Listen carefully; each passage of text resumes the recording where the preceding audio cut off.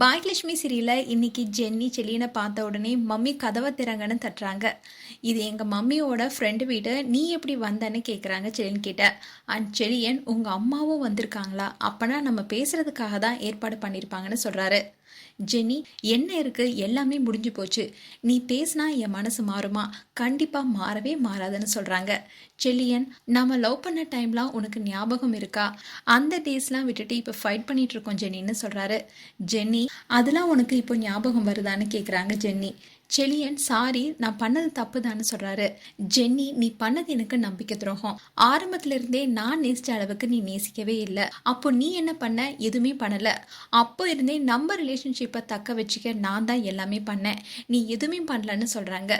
செல்லியன், நீ வீட்டில் எல்லார்கிட்டையுமே பேசிட்டே இருந்த, என்ன கண்டுக்கவே இல்லை ஜென்னின்னு சொல்கிறாரு.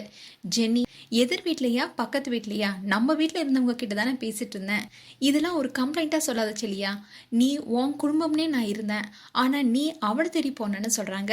செல்லியன், அவளை தேடி நான் போகலை ஜென்னி, அவள் தான் என்ன தேடி வந்தா, அவ இஷ்டத்துக்கு என்ன ஆட்டி வச்சான்னு சொல்ல, ஜென்னி, காதல் வேற அவ மேலன்னு சொல்றாங்க. செல்லியன், இல்ல ஜென்னி, ஒரு துளி கூட அவ மேல இல்லைன்னு சொல்றாரு. உடனே ஜென்னி, அசிங்கமா இல்லையா உனக்கு, பண்றதெல்லாம் பண்ணிட்டேன்னு சொல்ல, செல்லியன், எனக்கே அசிங்கமா இருக்கு, என்னை மன்னிச்சு ஏத்துக்கோ ஜென்னின்னு சொல்ல, உடனே ஜென்னி, நீ பண்ண வரைக்கும் போதும்னு சொல்லிட்டு கதவை தட்டாங்க. செல்லியன், என்னை மன்னிச்சு ஏத்துக்கோ, உனக்கு பிடிச்ச மாதிரி நான் இருக்கேன், என்னை ஏத்துக்கோ, நீ இல்லைனா நான் செத்துருவேன் ஜென்னின்னு காலை பிடிச்சி கதறி அலறாரு. ஜென்னி, இப்படி பண்ணா நம்பிடுவேனான்னு பயங்கரமா அடிக்கிறாங்க. 8th ஸ்டாண்டர்ட்ல இருந்தே எனக்கு ஒன்று நல்லா தெரியும், கடைசி வரைக்கும் கூடவே இருப்பேன்னு சொன்னியேன்னு அடிக்கிறாங்க. என்னை விட்டுட்டு போனியே, அவ்வளோதானே நம்ம லவ்னு கேட்க, செல்லியன் கையை பிடிச்சி அலறாரு. இந்த சத்தத்தை கேட்டு எல்லாரும் கதவை திறக்கலான்னு வந்து கதவை திறந்து பார்க்குறாங்க. அங்கே ஜென்னி செல்லியன் மேலே சாஞ்சிருக்காங்க.